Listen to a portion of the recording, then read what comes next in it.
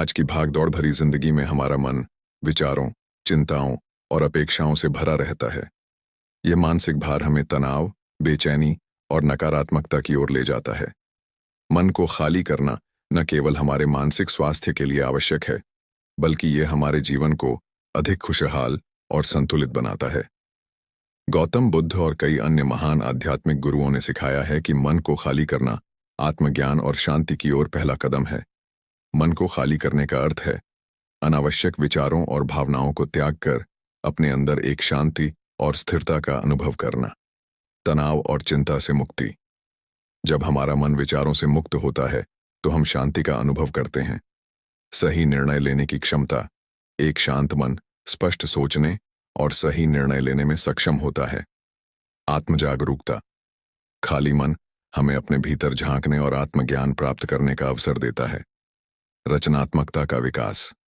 विचारों के बोझ से मुक्त होकर हम अपनी रचनात्मकता को बढ़ा सकते हैं। मन को खाली करना कोई एक दिन की प्रक्रिया नहीं है, यह एक सतत अभ्यास है। इसे नियमित रूप से अपनाने से आप न केवल अपनी मानसिक शांति को बढ़ा पाएंगे, बल्कि अपने जीवन को अधिक संतुलित और खुशहाल बना पाएंगे। गौतम बुद्ध ने सही कहा था, मनुष्य का मन ही उसके दुखों और सुखों का कारण है। यदि हम अपने मन को खाली करना सीख लें, तो हम जीवन के हर पहलू में शांति और संतोष का अनुभव कर सकते हैं। गौतम बुद्ध के एक शिष्य ने उनसे पूछा, गुरुजी, मैं हमेशा तनाव में रहता हूं। मेरा मन कभी शांत नहीं होता। मैं क्या करूं? बुद्ध ने मुस्कुराते हुए कहा, पहले मैं तुम्हें एक कप चाय पिलाता हूं। उन्होंने चाय बनाने के लिए कप में चाय डालनी शुरू की, लेकिन वह कप भरने के बाद भी चाय डालते रहे। शिष्य ने कहा, गुरुजी, चाय कप से बाहर गिर रही है। बुद्ध ने उत्तर दिया, तुम्हारा मन भी इसी तरह है। यह विचारों, चिंताओं और भावनाओं से भरा हुआ है। जब तक तुम इसे खाली नहीं करोगे, कोई नई बात इसमें नहीं आ सकती। यह सुनकर शिष्य ने समझ लिया कि मन को खाली करना कितना जरूरी है। आजकल की इस भागती दुनिया में हम इतने ज्यादा व्यस्त होते जा रहे हैं कि हम खुद को भूलने लगे हैं। हमारे मन में इतने विचार चलते रहते हैं कि वह हमें शांति से बैठने ही नहीं देते। जब कभी थोड़ा सा समय मिलता है हमें शांति से बैठने का, तो हमारे दिमाग में फिर से तमाम विचार आने लगते हैं और फिर हम यह भूल जाते हैं कि हम शांतिपूर्वक बैठे हैं कि नहीं। अर्थात हमारा दिमाग विचारों से इतना ज्यादा भर जाता है कि वह हमें शांति से एक जगह पर बैठने ही नहीं देता। तो आज के इस वीडियो में हम अपने मन के विचारों को साफ करके अपने दिमाग को किस तरीके से शांत रखा जाए, इसी के बारे में बात करने वाले हैं। दोस्तों, एक बार एक गुरु और एक शिष्य एक सुनसान जंगल से गुजर रहे थे। तभी शिष्य अपने गुरु से एक सवाल करता है कि गुरुजी, ऐसा क्यों होता है कि कुछ लोगों के पास कुछ भी नहीं होता, लेकिन फिर भी वह सुखी रहते हैं और आनंद में रहते हैं, और कुछ लोगों के पास सब कुछ होते हुए भी उदासी उनके चेहरे पर साफ दिखाई देती है। गुरु ने एक मुरझाए हुए फूल की तरफ इशारा करते हुए अपने शिष्य से कहा कि यह सोचने और समझने की बात है।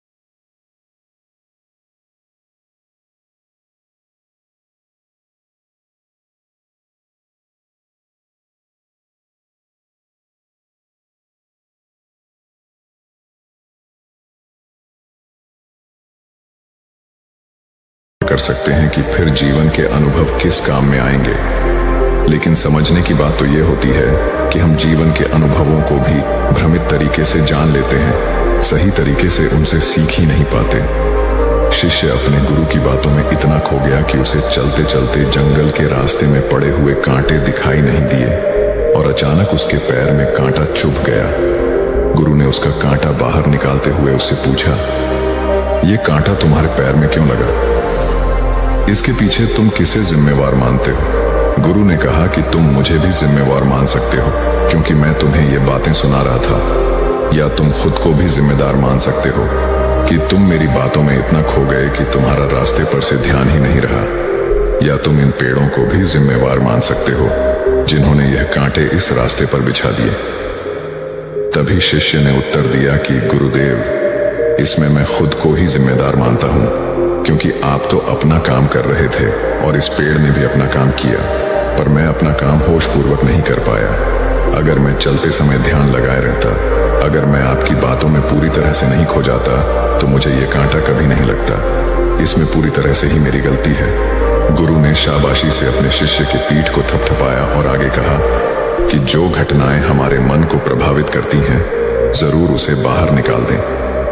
और उसके लिए सबसे सरल तरीका है कि अपनी भावनाओं को व्यक्त करना सीखो। उसे अपने दिल में, अपने मस्तिष्क में बैठा कर मत रखो। जब तुम किसी दूसरे मनुष्य के सामने अपनी भावनाओं को व्यक्त कर देते हो, तो तुम्हारे मन का बोझ हल्का हो जाता है। कुछ लोगों का स्वभाव ऐसा होता है कि वह अपने मन की बात किसी को नहीं बताते। ऐसे लोग अक्सर अंदर ही अंदर दुखी होते रहते हैं, लेकिन वह अपने मन की बात किसी दूसरे आदमी को कभी नहीं बताते। उसके कुछ उल्टे ऐसे लोग भी होते हैं जो अपने मन में किसी भी बात को रख नहीं पाते। उनके साथ कुछ भी अच्छा या बुरा होता है, वह अपने मन की बात, अपने भावनाओं की बात दूसरों के सामने व्यक्त कर देते हैं। और तुमने खुद महसूस किया होगा कि जो लोग अपने मन की भावनाओं को व्यक्त कर देते हैं, वह जीवन में ज्यादा आनंदित रहते हैं। कभी भी प्राकृतिक रूप से आए हुए भावनाओं को नहीं रोकना चाहिए। यह हमें किसी भी भावना को दबाना नहीं चाहिए। अगर हम किसी भी भावना को रोकने की कोशिश करते हैं, तो वे हमें अंदर ही अंदर खाने लग जाती हैं।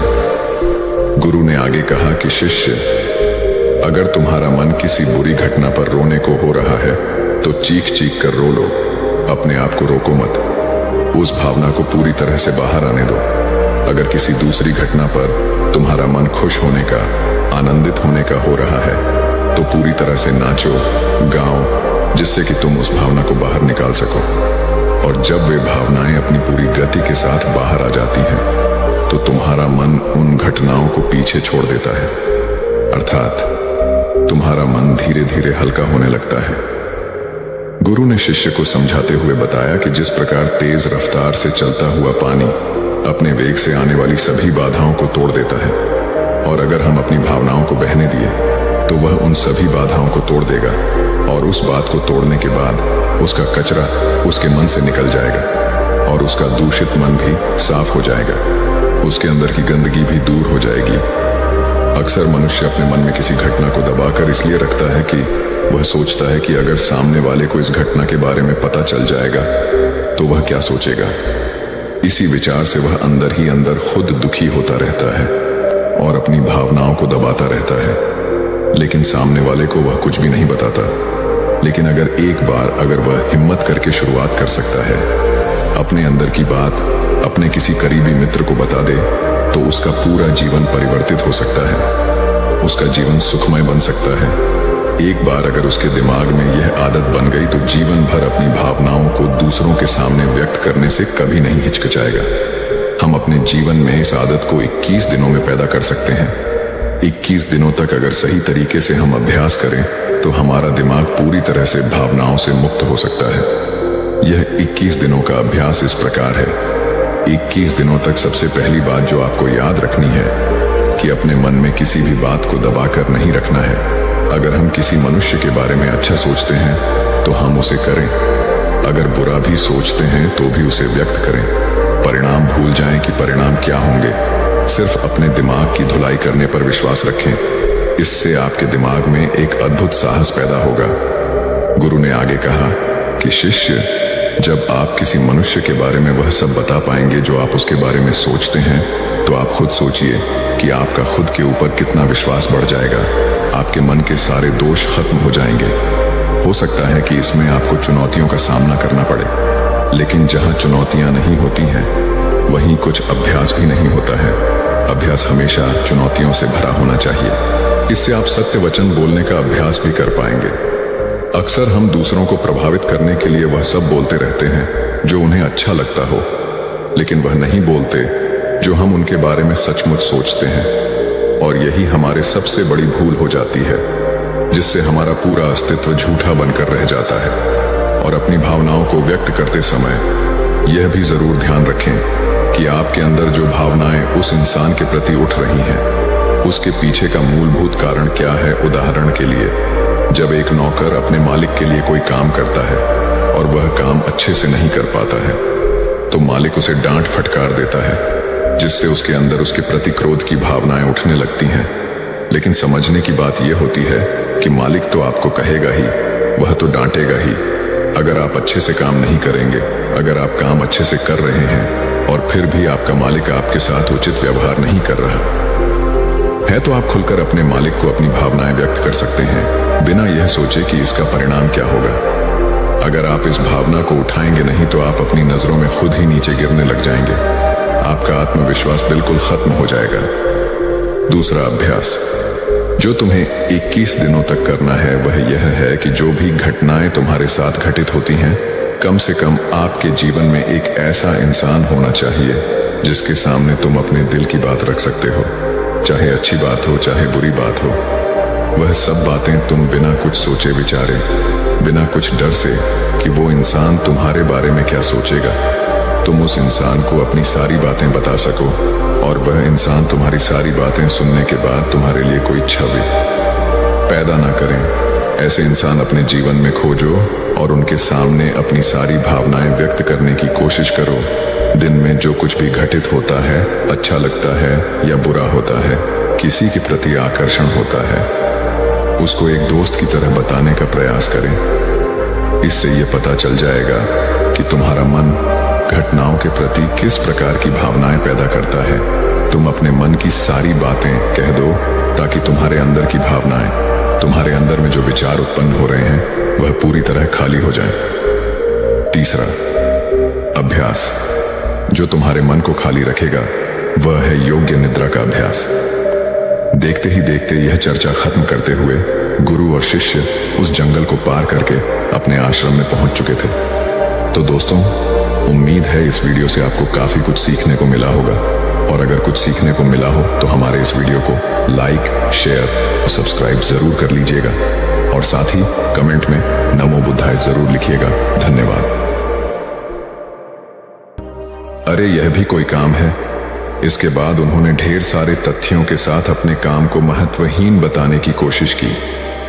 उन्होंने यह भी कहा कि इस समय जो काम मेरे जिम्मे है, उसके आधार पर दूसरे संस्थान में नौकरी भी नहीं मिलेगी। इस बात को मुकेश के रिपोर्टिंग मैनेजर मिस्टर कुमार को बताया गया। वह सुलझे हुए इंसान हैं। उन्होंने तरीके से मुकेश को समझाया कि उनका काम कैसे महत्वपूर्ण है। मिस्टर कुमार ने उनसे पूछा, मुकेश पहले अपने काम के बारे में बताइए। मुकेश ने कहा, मेरा काम यह देखना है कि हमारी कंपनी के प्रोडक्ट में कहां-कहां गड़बड़ी है, उसे कैसे दूर किया जा सकता था, आगे ऐसा क्या किया जाए जिससे पुरानी खामियां फिर से सामने नहीं आए। मुकेश की बात खत्म होते ही मिस्टर कुमार ने कहा, यह जानकर अच्छा लगा कि आपको अपने काम की अच्छी समझ है।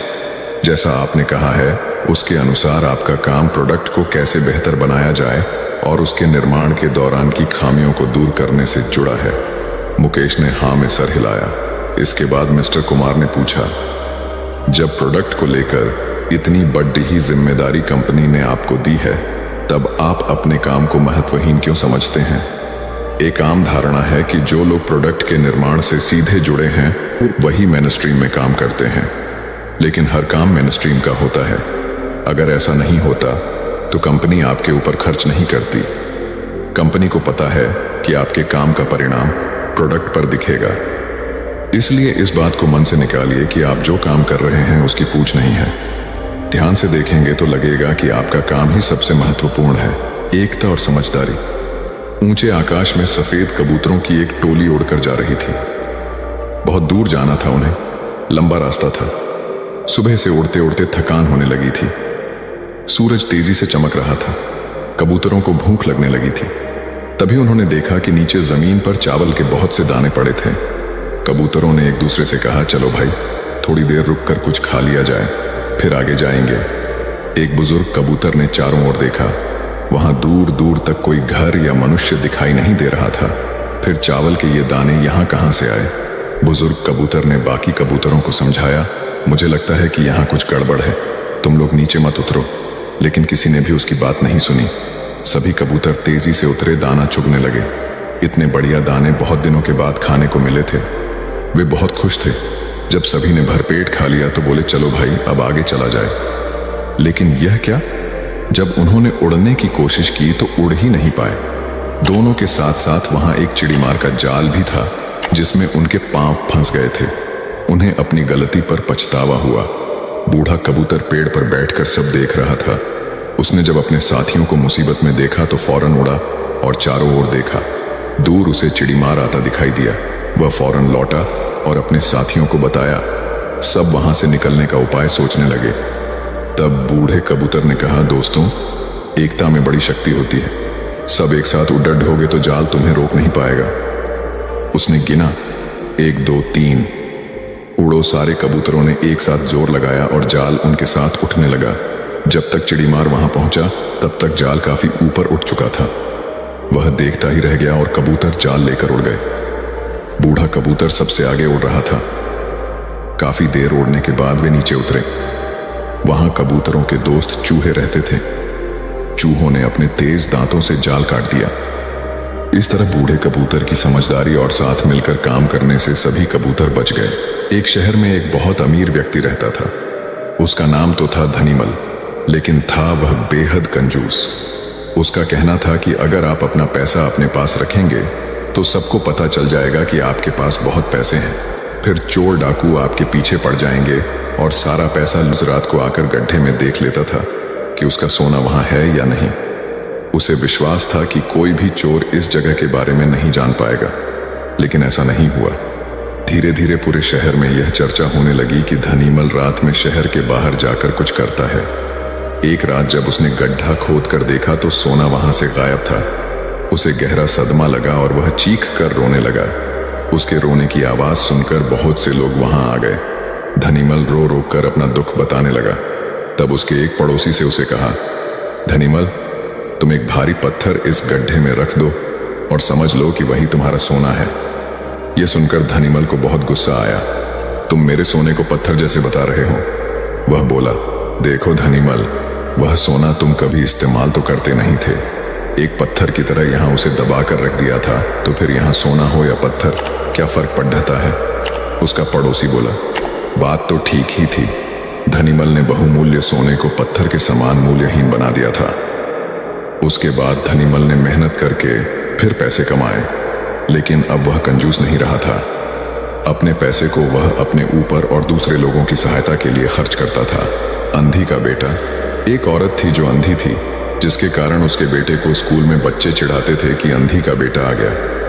हर बात पर उसे ये शब्द सुनने को मिलता था कि अंधी का बेटा। इसलिए वो अपनी माँ से चिढ़ता था। उसे कहीं भी अपने साथ लेकर जाने में हिचकता था, उसे नापसंद करता था। उसकी माँ ने उसे पढ़ाया और उसे इस लायक बना दिया कि वो अपने पैरों पर खड़ा हो सके। लेकिन जब वो बड़ा आदमी बन गया तो अपनी माँ को छोड़ अलग रहने लगा। एक दिन एक बूढ़ी औरत उसके घर आई और गार्ड से बोली, मुझे तुम्हारे साहब से मिलना है। जब गार्ड ने अपने मालिक से बोल तो मालिक ने कहा कि बोल दो मैं अभी घर पर नहीं हूँ। गार्ड ने जब बुढ़िया से बोला कि वो अभी नहीं है तो वो वहां से चली गई। थोड़ी देर बाद जब लड़का अपनी कार से ऑफिस के लिए जा रहा होता है तो देखता है कि सामने बहुत भीड़ लगी है, और जानने के लिए कि वहां क्यों भीड़ लगी है वह वहां गया तो देखा उसकी माँ वहां मरी पड़ी थी। उसने देखा कि उसकी मुट्ठी में कुछ है। उसने जब मुट्ठी खोली तो देखा कि एक लेटर जिसमें यह लिखा था कि बेटा, जब तू छोटा था तो खेलते वक्त तेरी आंख में सरिया धंस गई थी और तू आंधा हो गया था, तो मैंने तुम्हें अपनी आंखें दे दी थी। इतना पढ़कर लड़का जोर जोर से रोने लगा। उसकी माँ उसके पास नहीं आ सकती थी। दोस्तों, वक्त रहते ही लोगों की वैल्यू करना सीखो। माँ बाप का कर्ज हम कभी नहीं चुका सकते। हमारी प्यास का अंदाज भी अलग है दोस्तों। कभी समंदर को ठुकरा देते हैं तो कभी आंसू तक पी जाते हैं। जीवन साथी सबसे अजीज होता है। कॉलेज में हैप्पी मैरिड लाइफ पर एक कार्यक्रम हो रहा था जिसमें कुछ शादीशुदा जोड़े हिस्सा ले रहे थे। जिस समय प्रोफेसर मंच पर आए, उन्होंने नोट किया कि सभी पति पत्नी शादी पर जोक कर हंस रहे थे। ये देखकर प्रोफेसर ने कहा कि चलो पहले एक गेम खेलते हैं, उसके बाद अपने विषय पर बातें करेंगे। सभी खुश हो गए और कहा, कौन सा गेम? प्रोफेसर ने एक मैरिड लड़की को खड़ा किया और कहा कि तुम ब्लैक बोर्ड पे ऐसे 25-30 लोगों के नाम लिखो जो तुम्हें सबसे अधिक प्यारे हों। लड़की ने पहले तो अपने परिवार के लोगों के नाम लिखे, फिर अपने सगे संबंधी, दोस्तों, पड़ोसी और सहकर्मियों के नाम लिख दिए। अब प्रोफेसर ने उसमें से कोई भी कम पसंद वाले 5 नाम मिटाने को कहा। लड़की ने अपने सहकर्मियों के नाम मिटा दिए। प्रोफेसर ने और 5 नाम मिटाने को कहा। लड़की ने थोड़ा सोचकर अपने पड़ोसियों के नाम मिटा दिए। अब प्रोफेसर ने और 10 नाम मिटा दिया। प्रोफेसर ने उस लड़की से कहा, तुम अपनी जगह पर जाकर बैठ जाओ, और सभी की तरफ गौर से देखा और पूछा, क्या कोई बता सकता है कि ऐसा क्यों हुआ कि सिर्फ पति का ही नाम बोर्ड पर रह गया? कोई जवाब नहीं दे पाया। सभी मुंह लटकाकर बैठे थे। प्रोफेसर ने फिर उस लड़की को खड़ा किया और कहा, ऐसा क्यों? जिसने तुम्हें जन्म दिया और पाल पोस कर इतना बड़ा किया, उनका नाम तुमने मिटा दिया। और तो और, तुमने अपनी कोख से जिस बच्चे को जन्म दिया, उसका भी नाम तुमने मिटा दिया। लड़की ने जवाब दिया कि अब मम्मी पापा बूढ़े हो चुके हैं। कुछ साल के बाद वो मुझे और इस दुनिया को छोड़ के चले जाएंगे। मेरा बेटा जब बड़ा हो जाएगा तो जरूरी नहीं कि वो शादी के बाद मेरे साथ ही रहे, लेकिन मेरे पति जब तक मेरी जान में जान है तब तक मेरा आधा शरीर बन के मेरा साथ निभाएंगे। इसलिए मेरे लिए सबसे अजीज मेरे पति हैं। प्रोफेसर और बाकी स्टूडेंट ने तालियों की गूंज से लड़की को सलामी दी।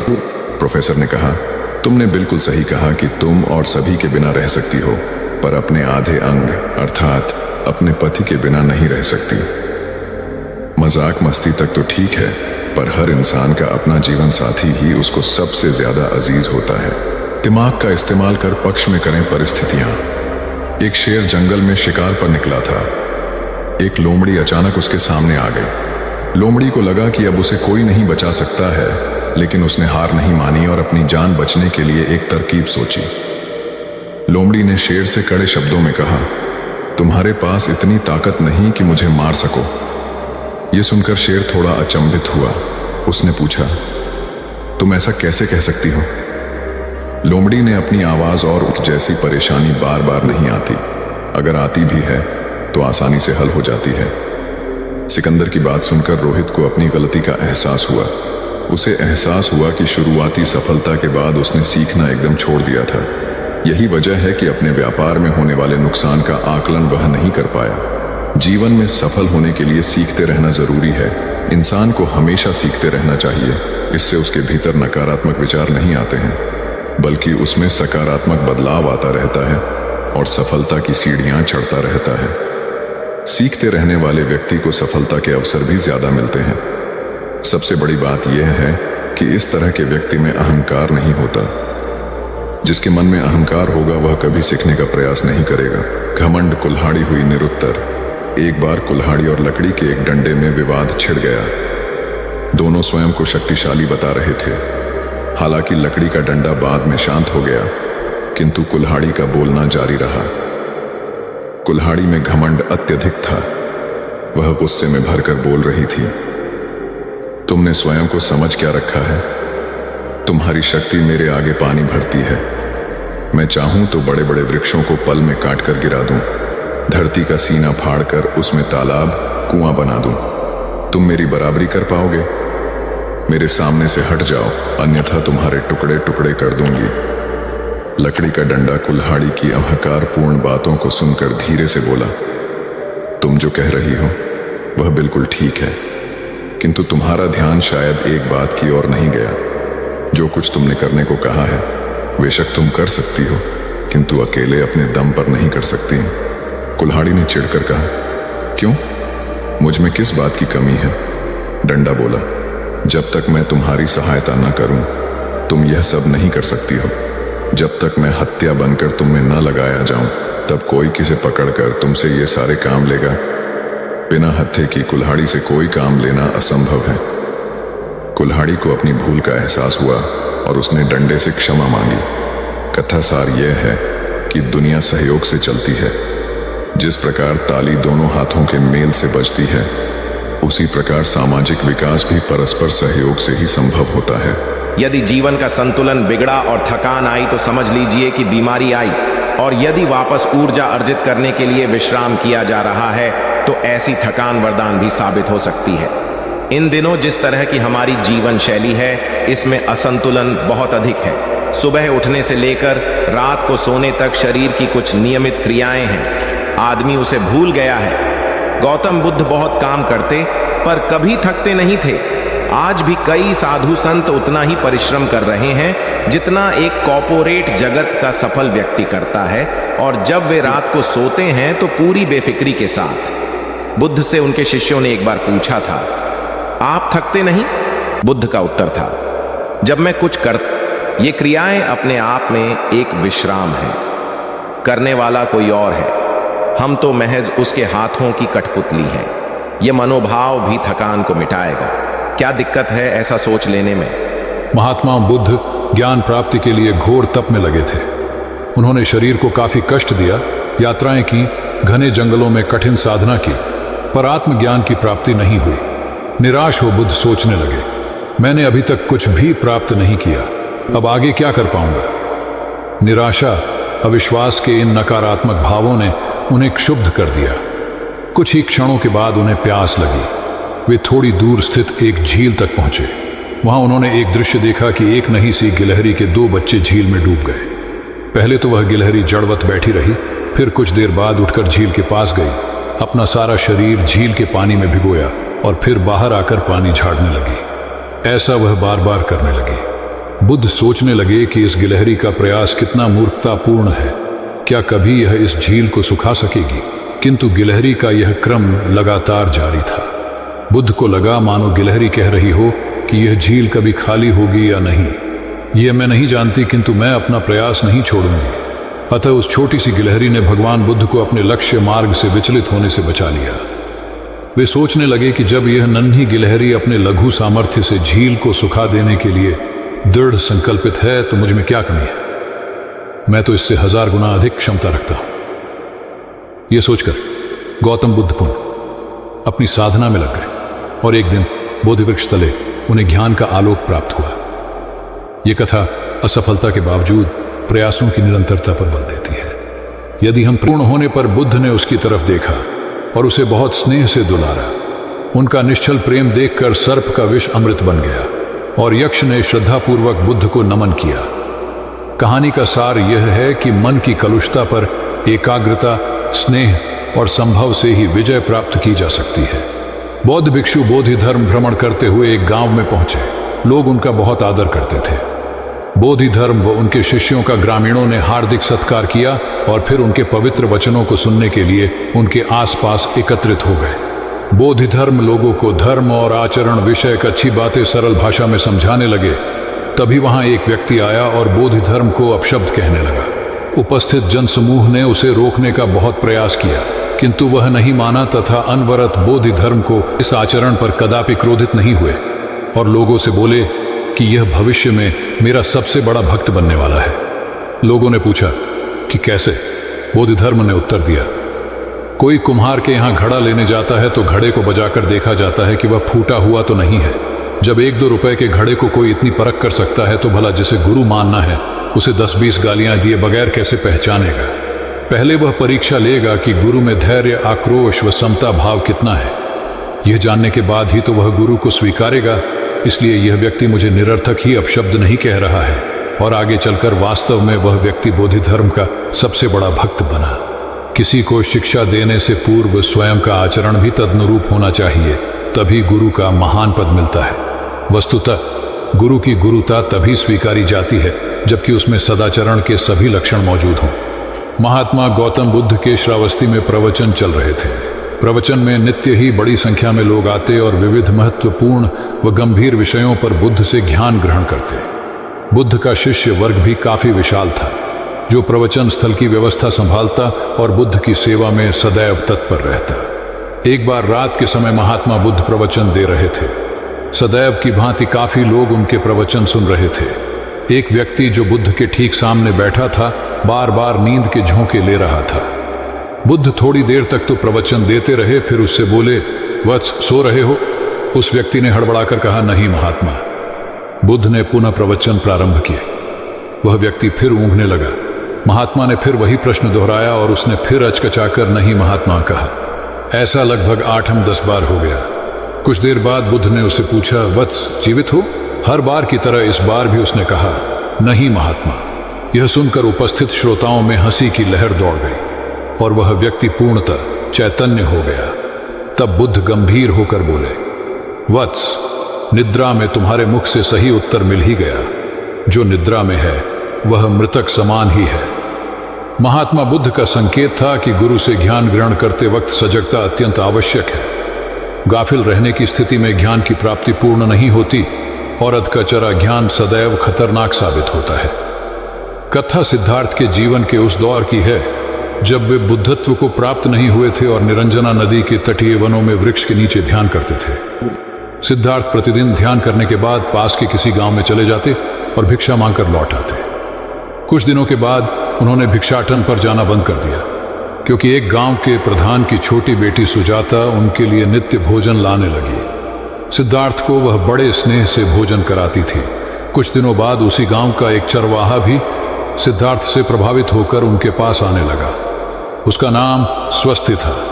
एक दिन स्वस्ति से सिद्धार्थ बातें कर रहे थे कि सुजाता भोजन लेकर आई। जैसे ही सिद्धार्थ ने भोजन करना शुरू किया, उन्होंने बातचीत बंद कर दी। जितनी देर तक वे भोजन करते रहे, बिल्कुल चुप रहे और वहां सन्नाटा छाया रहा।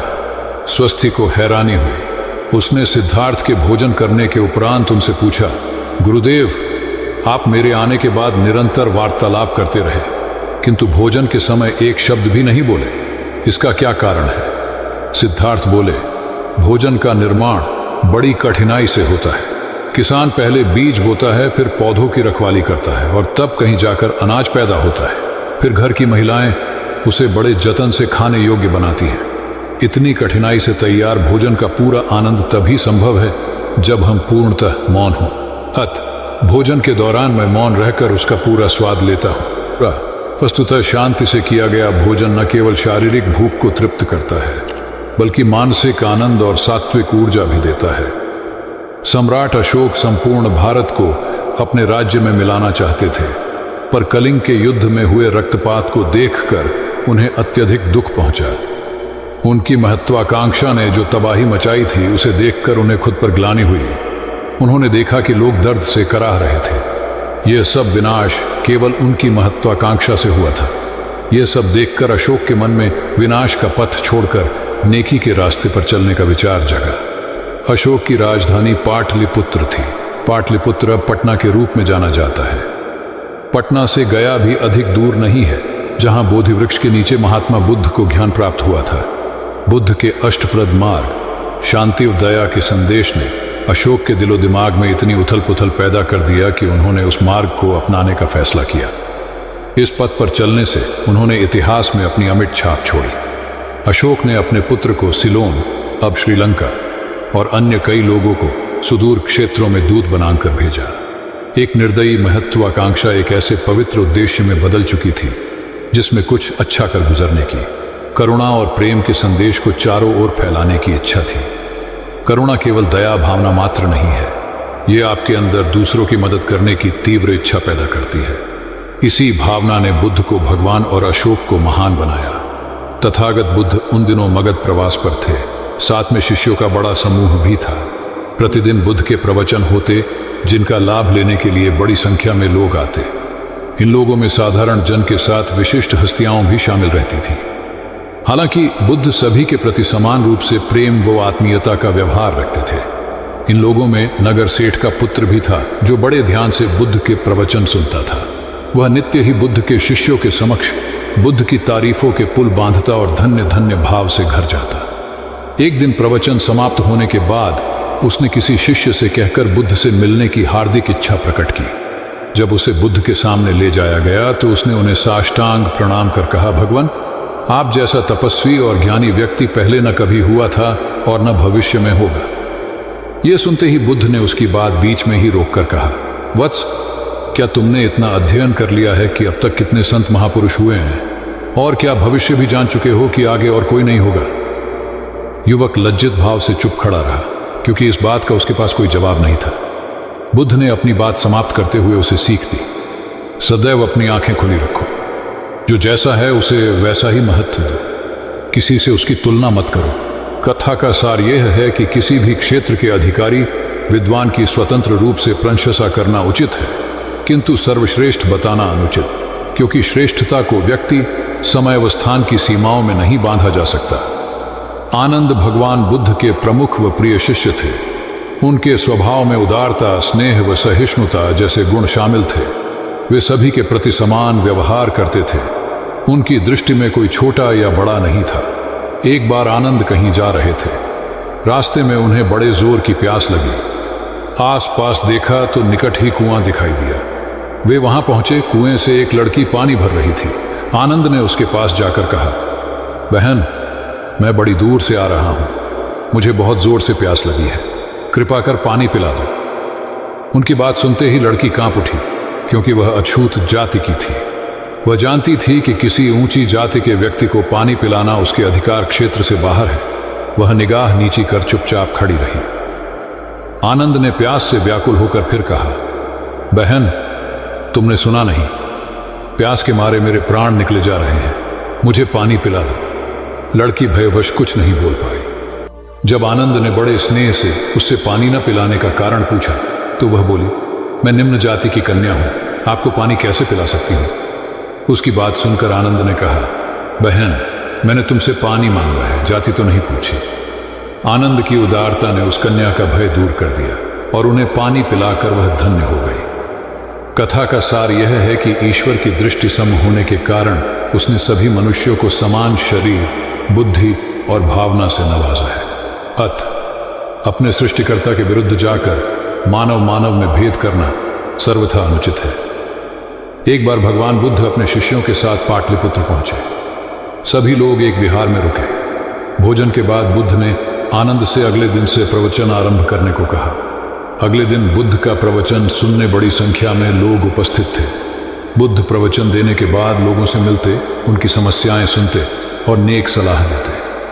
एक दिन प्रवचन के समय बुद्ध के शिष्य आनंद ने उनसे पूछा, भंते, आपके सामने हजारों लोग बैठे हैं, बताइए कि इनमें सबसे सुखी कौन है? बुद्ध ने एक विहंगम दृष्टि भीड़ पर डालते हुए कहा, वह देखो, सबसे पीछे एक दुबला पतला फटे वस्त्र पहने जो आदमी बैठा है, वह सर्वाधिक सुखी है। आनंद सहमत नहीं हुआ। वह बोला, यह कैसे संभव है? वह तो बहुत दयनीय जान पड़ता है। बुद्ध ने अपनी बात सिद्ध करने के लिए बारी बारी से सामने बैठे लोगों से पूछा, तुम्हें क्या चाहिए? किसी ने संतान मांगी तो किसी ने मकान, कोई रोग मुक्ति चाहता था तो कोई अपने शत्रु पर विजय। ऐसा एक भी व्यक्ति नहीं था जिसे कोई इच्छा ना हो। अंत में बुद्ध ने उस फटेहाल आदमी को बुलाकर पूछा, तुम्हें क्या चाहिए? उसने हाथ जोड़कर जवाब दिया, कुछ नहीं, यदि ईश्वर को मुझे कुछ देना ही है तो बस इतना कर दें कि मेरे अंदर कभी कोई चाह पैदा ना हो। मैं ऐसे ही स्वयं को सबसे बड़ा सुखी मानता हूं। उसकी बात सुनकर आनंद से बुद्ध ने कहा, आनंद, जहां चाह है वहां सुख नहीं हो सकता। आनंद ने बुद्ध की इस शिक्षा को सदा के लिए गांठ बांध लिया। सार यह है कि लालसा से लोभ बढ़ता है, जो असंतोष का जनक होता है। यदि सही अर्थों में सुख पाना है तो किसी लालसा की बजाय उपलब्ध स्थितियों में संतुष्ट रहना चाहिए। गौतम बुद्ध ने बहुत से अज्ञानी लोगों को सम्यक दृष्टि प्रदान की थी। तब को बात है, कौसाम्बी में एक ब्रह्मचारी रहता था। उसे अभिमान था कि उस जैसा कोई दविद्वान नहीं है, इसलिए अपने साथ सदैव जलती मशाल रखता था। गौतम बुद्ध ने देखा तो उससे पूछा, अरे, ये मशाल लिए क्यों घूमते हो? ब्रह्मचारी ने उत्तर दिया, सभी प्राणी अंधकार और अज्ञान में पथक श्रेष्ठ हैं, उन्हें रास्ता दिखाने के लिए मशाल लिए घूमता हूं। तथागत ने पूछा, क्या तुम्हें 4 प्रकार की विद्याओं, शब्द विद्या, नक्षत्र विद्या, राज विद्या व युद्ध विद्या का पूर्ण ज्ञान है? ब्रह्मचारी ने अपनी अनभिज्ञता प्रकट करते हुए मशाल फेंक कर तथागत के चरणों में मस्तक झुका दिया। उसका ज्ञान गर्व चूर हो गया। जो दूसरों को मूर्ख समझकर उनसे घृणा करता है, वो उस व्यक्ति की तरह है जो स्वयं अंधा होकर दूसरों को मशाल दिखाता घूमता है। अहंकारी कभी विवेकवान नहीं हो सकता और बिना विवेक के सत असत का ज्ञान नहीं हो सकता। अंततः ऐसे विवेकांत व्यक्ति को जीवन में कोई उपलब्धि प्राप्त नहीं होती, हताशा ही हाथ लगती है। काशाय वस्त्र पहन लिए। उसने सुना आप एकाहारी हो गए हैं, वह भी एकाहारी हो गई। आपने उत्तम पलंग पर सोना त्याग दिया है तो इसने भी त्याग दिया। आपने माला का त्याग किया, गंध का त्याग किया तो इसने भी वह सब त्याग दिया। मायके वाले इसे संदेश भेजते हैं, वे इसे ले जाना चाहते हैं, लेकिन यह यहीं रहती है, इसी कक्ष में। यह गुण की मूर्ति है। राजा स्नेह से अपनी बहू को देखते रहे। अचानक तथागत उठे, उस कक्ष से बाहर चले गए। शाक्य मुनि ने शिष्यों को शांत रहने को कहा था, लेकिन वे स्वयं उस कक्ष से बाहर चले गए। मैं हमेशा सोचता हूं उस पल क्या हुआ होगा, उनके मन के भीतर कैसे कैसे विचार उठते होंगे। क्या संबोधि एक लघु क्षण होता है या दीर्घ क्षण? क्या संबोधि एक अनंत अभ्यास है? क्या संयम उसका गरुड़यान है? धम्मपद का 13वां श्लोक बार बार याद आता है। यथागारम दुचैन बुट्टी समति विभजति एवं अभावितम चित्तम राघो समति विभजति। घर की छत मजबूत ना हो, सही तरह से उसे घास फूस से ढका ना गया हो, तो बरसात के दिनों में उसमें से पानी रिसता है, घर भर में फैल जाता है। उसी तरह ध्यान और एकाग्रता हमारे व्यक्तित्व की छत है। एक दिन एक व्यक्ति बुद्ध के पास पहुंचा। वह बहुत अधिक तनाव में था। अनेक प्रश्न उसके दिमाग में घूम घूम कर उसे परेशान कर रहे थे, जैसे आत्मा क्या है, आदमी मृत्यु के बाद कहां जाता है, सृष्टि का निर्माता कौन है, स्वर्ग नरक की अवधारणा, कहां तक सच है और ईश्वर है या नहीं। उसे इन प्रश्नों के उत्तर नहीं मिल रहे थे। जब वह बुद्ध के पास पहुंचा तो उसने देखा कि बुद्ध को कई लोग घेर कर बैठे हैं। बुद्ध उन सभी के प्रश्नों व जिज्ञासाओं का समाधान अत्यंत सहज भाव से कर रहे हैं। काफी देर तक यह क्रम चलता रहा, किंतु बुद्ध धैर्यपूर्वक हर एक को संतुष्ट करते रहे। बेचारा व्यक्ति वहां का हाल देखकर परेशान हो गया। उसने सोचा कि इन्हें दुनियादारी के मामलों में पड़ने से क्या लाभ, अपना भगवत भजन करें और बुनियादी समस्याओं से ग्रस्त इन लोगों को भगाए। किंतु बुद्ध का व्यवहार देखकर तो ऐसा लग रहा था मानो इन लोगों का दुख उनका अपना दुख है। आखिर उस व्यक्ति ने पूछ ही लिया, महाराज आपको इन सांसारिक बातों से क्या लेना देना? बुद्ध बोले, मैं ज्ञानी नहीं हूं और इंसान हूं। वैसे भी वह ज्ञान किस काम का जो इतना घमंडी और आत्म केंद्रित हो कि अपने अतिरिक्त दूसरे की चिंता ही ना कर सके। ऐसा ज्ञान तो अज्ञान से भी बुरा है। बुद्ध की बातें सुनकर व्यक्ति को उलझन दूर हो गई। उस दिन से उसकी सोच व आचरण दोनों बदल गए। कथा का सार यह है कि ज्ञान तभी सार्थक होता है जब वह लोक कल्याण में संलग्न हो। महात्मा बुद्ध ने युवक को सत्संग का महत्व समझाया। महात्मा बुद्ध एक गांव में ठहरे हुए थे। वे प्रतिदिन शाम को वहां पर सत्संग करते थे। भक्तों की भीड़ होती थी क्योंकि उनके प्रवचनों से जीवन को सही दिशा बोध प्राप्त होता था। बुद्ध की वाणी में गजब का जादू था। तब बुद्ध ने उसे समझाया, यदि इसी तरह उसे पानी में निरंतर डालते रहोगे तो कुछ ही दिनों में ये छेद फूलकर बंद हो जाएंगे और टोकरी में पानी भर पाओगे। इसी प्रकार जो निरंतर सत्संग करते हैं उनका मन एक दिन अवश्य निर्मल हो जाता है। अवगुणों के छिद्र भरने लगते हैं और गुणों का जल भरने लगता है। युवक ने बुद्ध से अपनी समस्या का समाधान पा लिया।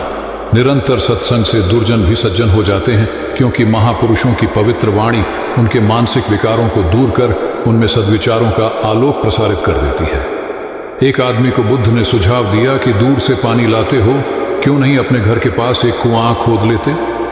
हमेशा के लिए पानी की समस्या से छुटकारा मिल जाएगा। सलाह मानकर उस आदमी ने कुआं खोदना शुरू किया, लेकिन 7-8 फीट खोदने के बाद उसे पानी तो क्या, गीली मिट्टी का भी चिन्ह नहीं मिला। उसने वह जगह छोड़कर दूसरी जगह खुदाई शुरू की, लेकिन 10 फीट खोदने के बाद भी उसमें पानी नहीं निकला। उसने फिर तीसरी जगह कुआं खोदना शुरू किया, लेकिन यहां भी उसे निराशा ही हाथ लगी। इस क्रम में उसने 8-10 फीट के 10 कुएं खोद डाले, लेकिन पानी कहीं नहीं मिला। वह निराश होकर बुद्ध के पास गया। उसने बुद्ध को बताया कि मैंने 10 कुएं खोद डाले, मगर पानी एक में भी नहीं निकला। बुद्ध को आश्चर्य हुआ। वे स्वयं चलकर उस स्थान पर आए जहां उसने 10 गड्ढे खोदे हुए थे। बुद्ध ने उन गड्ढों की गहराई देखी और सारा माजरा समझ गए। फिर वे बोले, 10 कुएं खोदने की बजाय एक कुएं में ही तुम अपना सारा परिश्रम लगाते तो पानी कब का मिल गया होता। तुम सब गड्ढों को बंद कर दो, केवल एक को गहरा करते जाओ, पानी निकल आएगा। उसने बुद्ध को बात मानकर ऐसा ही किया। परिणाम स्वरूप कुआं पूर्ण होते ही पानी निकल आया। सबने भगवान बुद्ध की जय जयकार की। धन्ना सेठ के पास 7 पुश्तों के पालन पोषण जितना धन था। उसका व्यापार चारों तरफ फैला हुआ था, किंतु फिर भी उसका मन शांत रहता था। कभी धन की सुरक्षा की चिंता, तो कभी व्यापारिक प्रतिस्पर्धा में आगे निकलने का तनाव। चिंता और तनाव के कारण वह अस्वस्थ रहने लगा। उसके मित्र ने उसकी गिरती दशा देखी तो उसे बुद्ध के पास जाने की सलाह दी। सेठ बुद्ध के पास पहुंचा और अपनी समस्या बताई। बुद्ध ने उसे सांत्वना देते हुए कहा, तुम घबराओ मत, तुम्हारा कष्ट अवश्य दूर होगा। बस तुम यहाँ कुछ दिन रहकर प्रभु का ध्यान किया करो। बुद्ध के कहे अनुसार सेठ ने रोज ध्यान करना शुरू कर दिया, किंतु सेठ का मन ध्यान में नहीं लगा। वह जैसे ही ध्यान करने बैठता, उसका मन फिर अपनी दुनिया में चला जाता। उसने बुद्ध को यह बात बताई, किंतु बुद्ध ने कोई उपाय नहीं बताया। थोड़ी देर बाद जब सेठ बुद्ध के साथ वन में सायंकालीन भ्रमण कर रहा था, तो उसके पैर में एक कांटा चुभ गया। वह दर्द के मारे कराहने लगा। बुद्ध ने कहा, बेहतर होगा कि तुम जी कड़ाकर कांटे को निकाल दो, तब इस दर्द से मुक्ति मिल जाएगी। सेठ ने मन कड़ाकर कांटा निकाल दिया। उसे चैन मिल गया। तब बुद्ध ने उसे समझाया, ऐसे ही लोभ, मोह, क्रोध, घमंड व द्वेष के कांटे तुम्हारे मन में गड़े हैं। जब तक अपने मन की संकल्प शक्ति से उन्हें नहीं निकालोगे, अशांत ही रहोगे। सेठ का ज्ञान बुद्ध के इन शब्दों से दूर हो गया और उसने निर्मल हृदय की राह पकड़ ली। अपनी कुप्रवृत्तियों से मुक्ति के लिए संकल्पबद्धता अनिवार्य है। जब तक व्यक्ति दृढ़ निश्चय न कर ले, वह अपनी गलत आदतों से मुक्त नहीं हो सकता। बुद्ध की शिक्षा से गांव का उद्धार हुआ। एक युवक ने बुद्ध से आकर कहा, मेरा गांव अशिक्षित है। मैं अपने परिवार से झगड़कर थोड़ा बहुत पढ़ पाया हूं। आगे और पढ़ना चाहता हूं, किंतु सभी रोक रहे हैं। घर के लोग सोचते हैं कि खेती में खूब पैसा है और उसके लिए किसी शिक्षा की आवश्यकता नहीं है। यही सोच गांव वालों की भी है। कृपया आप मेरे गांव चलकर वहां शिक्षा का प्रसार करें। बुद्ध युवक की बात मानकर गांव आ गए। धर्मभीरु ग्रामीणों ने बुद्ध का सत्कार किया और रोज उनके प्रवचन सुनने आने लगे। बुद्ध जब भी शिक्षा का महत्व बताते, ग्रामीण विरोधी मत रखते। एक दिन एक महिला अपने 5 साल के बच्चे के लिए पूछने लगी कि उसे किस उम्र से शिक्षा देना है। तब बुद्ध ने समझाया कि तुम्हें तो 5 वर्ष पूर्व उसकी शिक्षा शुरू कर देनी थी। उसे क्या खाना है, क्या नहीं, कैसे क्या बोलना है आदि बातें शुरू से सिखाओगी, तभी तो वह अपना उचित ख्याल रख सकेगा। बुद्ध की यह बात महिला सहित सभी ग्रामीणों को समझ में आ गई। उन्होंने अपने बच्चों को विद्यालय भेजना शुरू किया। यह समय वर्षा का था। युवक ने लोगों को जल संग्रहण की तकनीक बताई। अधिकांश ने उपहास किया, किंतु युवक अपना काम करता रहा। बुद्ध का सहयोग प्राप्त था, इसलिए किसी ने उसका खुलकर विरोध नहीं किया। जब गर्मी में भीषण जल संकट के कारण फसलें सूखने लगी, तो युवक ने कुएं खुदवाए, जिनमें जल संग्रहण की तकनीक के कारण खूब पानी निकला। ग्रामीण अब शिक्षा का महत्व समझ चुके थे। धीरे धीरे संपूर्ण गांव शिक्षित हो गया। ज्ञान हर उम्र में अर्जित किया जा सकता है। यही ज्ञान हमें जीवन में आने वाली समस्याओं के समाधान की राह सुझाता है। एक गांव में 2 भाई रहते थे जो अपनी शैतानियों के लिए कुख्यात थे। उन्हें दूसरों को परेशान करने में बड़ा आनंद आता था। वे हर समय किसी न किसी को परेशान करने में लगे रहते थे। गांव के लोगों के साथ साथ उनके माता पिता भी उनकी ऐसी हरकतों के कारण बहुत दुखी थे। जब गांव का कोई व्यक्ति उनके माता पिता के पास उनकी शिकायत लेकर आता, तो वे दोनों को बहुत समझाते, किंतु दोनों भाइयों के कानों पर जूं तक नहीं रहती। एक दिन उनकी मां गांव में आए हुए महात्मा बुद्ध के पास गई और अपने बच्चों में किसी भी तरह ईश्वर का भय भर देने का आग्रह किया, ताकि वे लोग शैतानी से बाज आए। महात्मा बुद्ध ने मां से दोनों को एक एक करके उनके पास भेजने को कहा। मां ने अपने पहले लड़के को महात्मा बुद्ध के पास भेजा। वह जाकर महात्मा बुद्ध के पास बैठ गया। महात्मा बुद्ध ने उससे पूछा, ईश्वर कहाँ है? लड़के की कुछ समझ में नहीं आया और उसने कोई उत्तर नहीं दिया। तब महात्मा बुद्ध ने दोबारा यही सवाल कड़क कर पूछा, तो डर के मारे लड़का वहां से तेजी से भागा और भागते हुए अपने भाई के पास जा पहुंचा तथा बोला, भाई तुम्हें पता है ईश्वर खो गया है और सब लोग इसके लिए हमें ही जिम्मेदार समझ रहे हैं। छोटा भाई भी इतना बड़ा आरोप सुनकर डर गया और उस दिन से दोनों ने शैतानी करना छोड़ दिया। कथा का सार यह है कि जब सीधे मार्ग से सुधार की राह न मिले तो टेढ़े मार्ग का सहारा लेना ही सर्वथा उचित है। सेठ ने बुद्ध से जाना सच्चा संपन्न होना। एक सेठ निसंतान था। अपार संपत्ति का मालिक होने के बावजूद सेठ का लोभ बरकरार था। संतान न होने का दुख उसे बहुत था और इस कारण वह न जाने कितने फकीर, बाबा और पंडितों के दर पर माथा टेक चुका था, किंतु नतीजा शून्य रहा।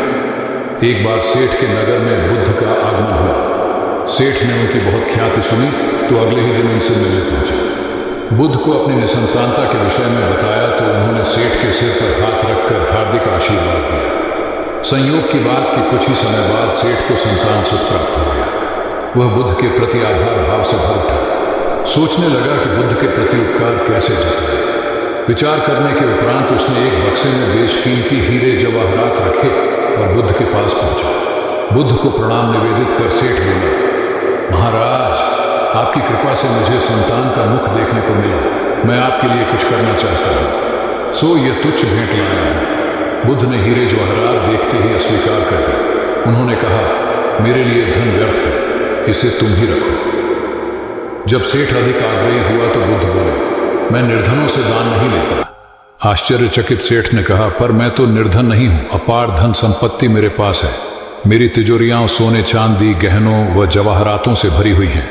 रात दिन परिश्रम कर मैं इस संपत्ति को दिन दूनी रात चौगुनी कर रहा हूं, फिर मैं निर्धन कैसे हूं?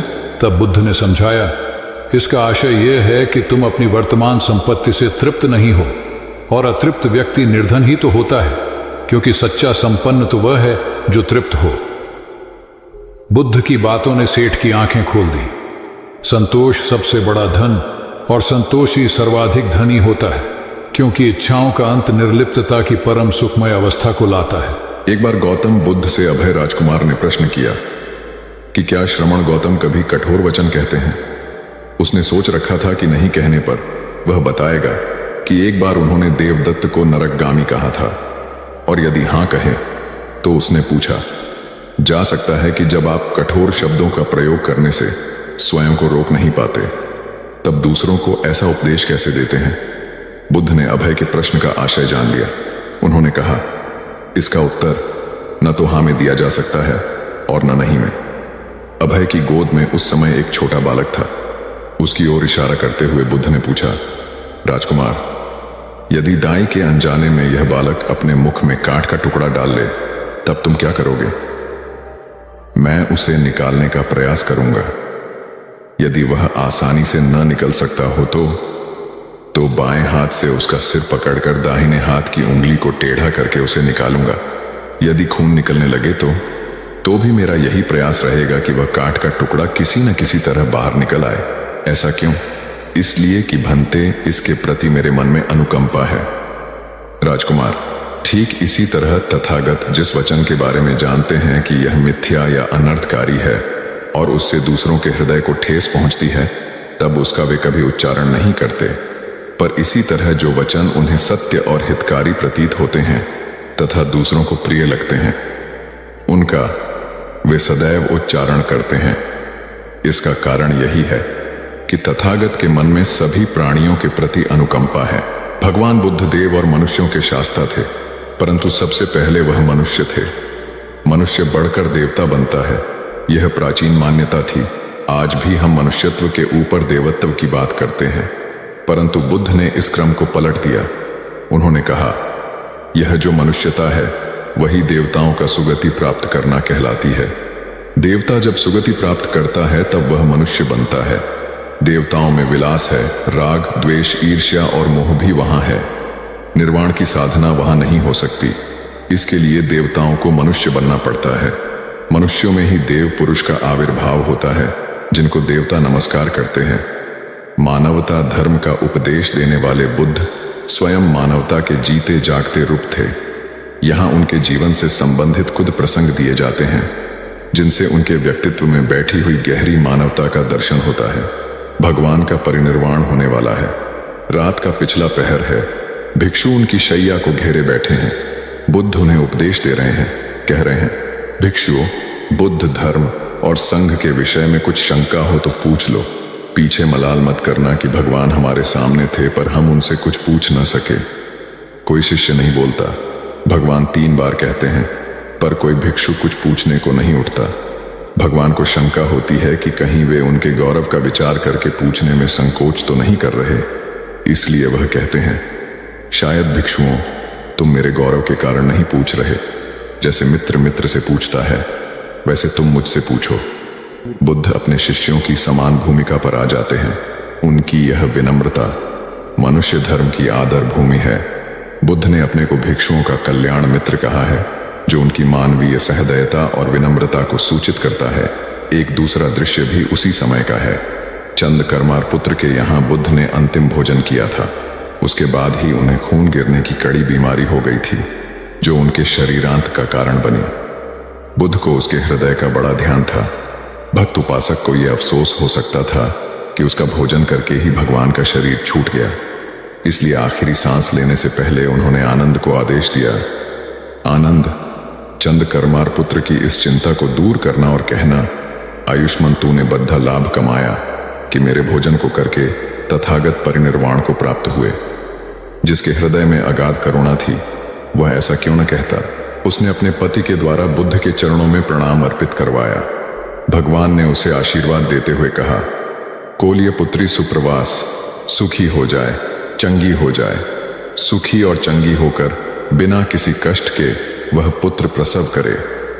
ब्राह्मणों के साथ भी उनकी पूरी सहानुभूति थी, जैसे कि विश्व के सभी प्राणियों के साथ उनकी पूरी सहानुभूति थी। बावरी नामक ब्राह्मण के एक शिष्य ने जब अपने गुरु की ओर से भगवान के चरणों में प्रणाम निवेदन किया तो भगवान ने आशीर्वाद देते हुए कहा, शिष्यों सहित बावरी ब्राह्मण सुखी हो। माणवक, तुम भी सुखी हो, चिरजीवी हो। बुद्ध के पास छोटा बड़ा जो भी जाता था, वह उससे कहते थे, आओ, तुम्हारा स्वागत है। भगवान अपनी अंतिम यात्रा में पावा और कुसीनारा के बीच जा रहे थे। रास्ते में उन्हें पुक्कुस मल्लपुत्र नामक व्यापारी मिला। उसने उन्हें एक दुशाला भेंट किया, परंतु भगवान उसे अकेले कैसे आड़ते। वह अपने शिष्य आनंद को सम्मानित करना चाहते थे। उन्होंने कहा, पुक्कुस, दुशाले के एक भाग को मुझे ओढ़ा दे, दूसरे को आनंद को। पुक्कुस ने ऐसा ही किया। भूल करने वालों के प्रति भी बुद्ध की अनुकंपा का पार न था। एक बार एक ब्राह्मण ने भगवान को वेरंजा में वर्षावास करने का निमंत्रण दिया। भगवान वहां गए, लेकिन वह ब्राह्मण बहुधंधी था। उसने उनकी कुछ भी सुध बुध नहीं ली। बुद्ध को बड़ा कष्ट हुआ। उन्हें 3 महीने तक कुटा हुआ जौ रोज खाना पड़ रहा, क्योंकि उस समय वेरंजा में अकाल पड़ रहा था और वह भी उनको और उनके शिष्यों को घोड़ों के व्यापारियों से मिलता था। इतना होने पर भी वर्षावास की समाप्ति पर भगवान बुद्ध अन्यत्र जाने से पूर्व वेरंजा जाकर ब्राह्मण को आशीर्वाद देना नहीं भूले। भगवान बुद्ध के जीवन में ऐसी अनंत घटनाएं मिलती हैं। उनमें हमें उनकी मानवता के दर्शन होते हैं। उनके जीवन में कोमलता की पराकाष्ठा थी और उनकी वाणी में अपूर्व माधुर्य था, जो सबको अपनी ओर खींचता था। उनके मुंह से क्रोध भरा शब्द कभी नहीं निकलता था। वह मनुष्य थे, परंतु मनुष्य की दुर्बलताओं से ऊपर उठ चुके थे। उनके व्यक्तित्व में मानवता की शुभ ज्योत्सना धर्म की स्थिति बनकर एक राजा ने अपने पुरुषार्थ से राज्य को समृद्ध बना दिया था। राज्य में रण बड़ी सुखी थी, क्योंकि वह प्रत्येक वर्ग के हितों को ध्यान में रखकर काम करता था। जब राजा वृद्ध हुआ तो उसे योग्य उत्तराधिकारी को चिंता सताने लगी, क्योंकि उसे लगता कि योग्य उत्तराधिकारी के बिना सुव्यवस्था अव्यवस्था में बदल जाएगी और प्रजा की परेशानी बढ़ जाएगी। हालांकि राजा का एक बेटा था, किंतु वह अत्यधिक आलसी और कर्महीन था। वह स्वयं को मालिक समझता और शेष सभी को अपना गुलाम। यह अहंकार उसके आचरण में सदैव झलकता था। राजा उसे सुधारने के उद्देश्य से बुद्ध के आश्रम में छोड़ आया। बुद्ध ने अगले ही दिन राजकुमार को आदेश दिया, वत्स, यहाँ से 5 कोस पर एक जंगल है। तुम वहां जाकर फूलों के कुछ पौधे ले आओ और उन्हें आश्रम के अहाते में लगा दो। यह सुनते ही राजकुमार को बड़ा क्रोध आया, क्योंकि उसने तो आदेश देना ही सीखा था। चूंकि उसके पिता ने बुद्ध को बात मानने को कहा था, इसलिए वह मन मारकर जंगल गया और फूलों के पौधे लाकर आश्रम में लगा दिए। राजकुमार ने उन्हें सींचा और जानवरों से बचाने के लिए उनकी रात दिन रखवाली की। कुछ महीनों में सारा आश्रम भांति भांति के सुंदर फूलों से खिल उठा। राजकुमार अपनी मेहनत का ऐसा फल देखकर बहुत प्रसन्न हुआ। बुद्ध ने उसे शाबाशी देते हुए समझाया, वत्स, याद रखो, जो सोता है उसका भाग्य भी सो जाता है, और जो चलता है उसका भाग्य निरंतर उसके साथ चलता है। अब राजकुमार कर्मठ बन चुका था। राजा को अपना योग्य उत्तराधिकारी मिल गया था। कर्म